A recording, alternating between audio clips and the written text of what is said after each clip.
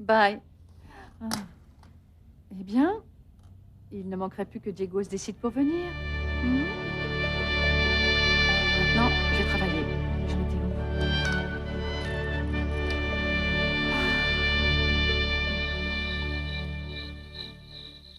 Je suis très inquiète. Mais c'est vraiment bizarre. Tout ça, je ne comprends pas.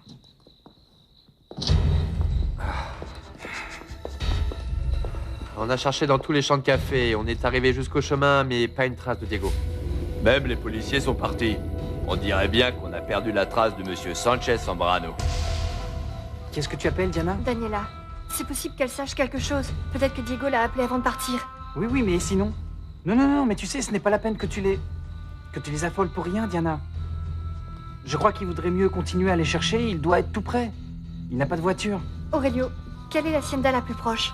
C'est celle de Joachim, c'est là juste devant. Ah, Monsieur Joaquin, c'était un ami du grand-père, il est peut-être là-bas. Et sinon, on va à l'hacienda d'après. Allons-y, Jérémy. Diana, ce qu'il y a, c'est que à côté, c'est l'hacienda de Mathilde.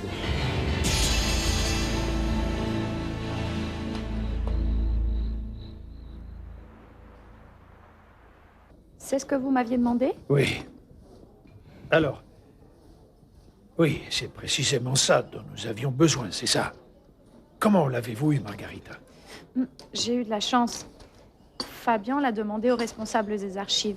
C'est très bizarre, parce que la première fois que je suis allée chercher ces dossiers, ils n'existaient pas. Monsieur Jean-Francisco est allé les consulter avant. Et vous dites qu'ils n'existaient pas? Non. Et en fait, Fabian les a demandés directement aux responsables des archives. Et il s'est enfermé dans son bureau avec Monsieur Maldonado. Évidemment. Ces deux-là vont falsifier ces relevés. Qui d'autre sait que vous avez ces documents? Personne. Et j'ai demandé une copie en disant que c'était pour les archives confidentielles de l'entreprise. Ah, très bien, Margarita. Nous allons en faire une autre copie pour que vous l'ayez dans votre bureau au cas où vous la demanderez, hein? Non, je ne crois pas que ça arrive. C'est la seule chose que j'ai pu faire et la dernière que je vais faire parce que Fabian m'a renvoyée. Je lui avais présenté ma démission et il n'avait pas accepté. Mais aujourd'hui, il m'a dit que je devais partir. Il ne m'a même pas laissé terminer ma journée ni attendre ma remplaçante. Ah, mais il a peur. Il se protège de tous les côtés. Ne vous inquiétez pas pour le travail. Nous allons vous aider à trouver autre chose, bien entendu. Diego m'avait promis un travail avec lui dans sa nouvelle entreprise. Il tiendra sa promesse, Margarita, tôt ou tard. Vous allez travailler avec Diego, je peux vous l'assurer. Je me contenterai de vous voir régler tous ces problèmes. Et si je peux vous aider en quoi que ce soit, comptez sur moi. Merci, Margarita. Merci beaucoup. Non, de rien, merci à vous. Excusez-moi. Encore une fois, merci. Bon, vous savez que vous pouvez compter sur moi. Merci, Je Margarita. vous en prie. Une preuve de plus contre toi, Fabian. Une de plus.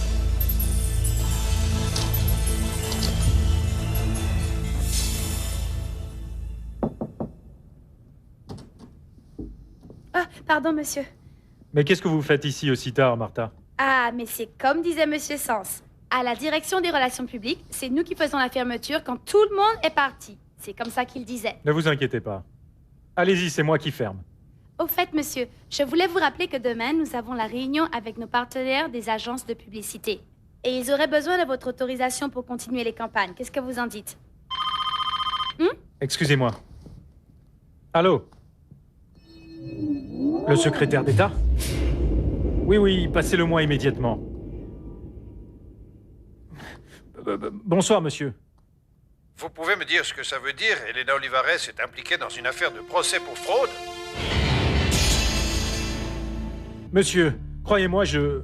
Je veux avoir un rapport complet demain matin sur mon bureau. Oui, monsieur. Mais laissez-moi juste vous préciser qu'il s'agit réellement d'une enquête. Et qu'en fait, le nom d'Elena Olivares apparaît simplement parce qu'elle travaillait pour la Cafetalero, à l'époque où cette affaire a eu lieu. Mais de toute manière, nous ne pouvons pas accepter que le nom d'un seul de nos fonctionnaires ne soit remis en question. Et je suis tout à fait d'accord avec vous, monsieur. Oui, monsieur, oui. Dès demain matin. Bonsoir, monsieur.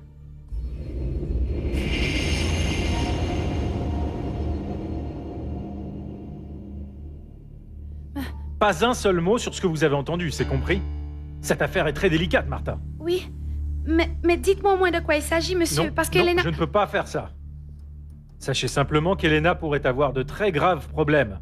Et nous devons faire jusqu'à l'impossible pour l'aider. Et vous pouvez l'aider en gardant ça pour vous. Ne lui faites aucun commentaire, c'est bien compris? Bonsoir, Martha. Bonsoir, monsieur, et excusez-moi. À demain. À demain. Ah, oh non. Oh mon Dieu. Mais c'est que je dois lui dire parce qu'elle doit savoir qu'elle est en danger et puis je suis son amie. Ah, mais après si elle me... Ah, bonsoir, Patty. Bonsoir, Martha. Oh mon Dieu. Qu'est-ce que je fais? Qu'est-ce que je fais?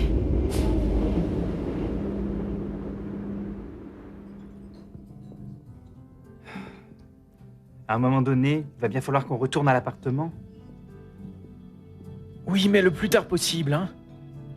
Quand on n'aura vraiment plus le choix. Ce n'est pas la peine de nous cacher. Il y a des choses dont on ne va pas pouvoir nous échapper. Oui, des remords. Et de la culpabilité. Et de nous-mêmes, Bernardo.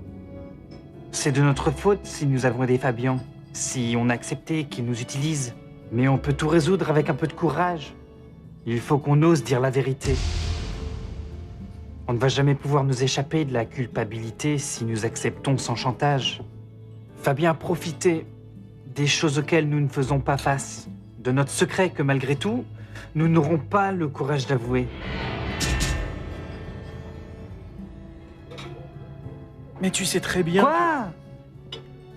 Que c'est encore plus honteux que d'être un délinquant? C'est ce que tu veux me dire?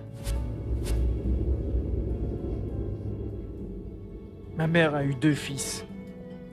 2 hommes! Mais ça, c'est ton problème. Tu n'es plus un homme si tu es différent. Vois les choses en face. Tu crois que ta mère ne le sait pas? Que ton père ne le sait pas? Évidemment qu'ils le savent. Et le seul qui veut continuer à se cacher comme ça, comme une autruche, c'est toi. Mais c'est que je n'en suis pas fier. Tu as raison. Tu ne peux pas te sentir fier d'être un lâche. Mais ne t'inquiète pas. Je ne vais pas trahir ton frère et je ne vais pas te trahir non plus. Je suis habitué à jouer au complice et je vais continuer. Et tu sais pourquoi je le fais? Parce que moi, je suis sûr de ce que je veux.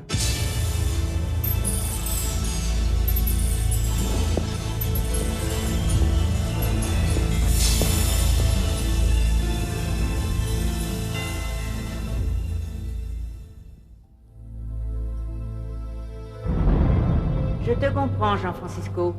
Je sais que c'est difficile de remettre en question l'honnêteté de son propre fils. Mais souviens-toi que Diego aussi est de la famille.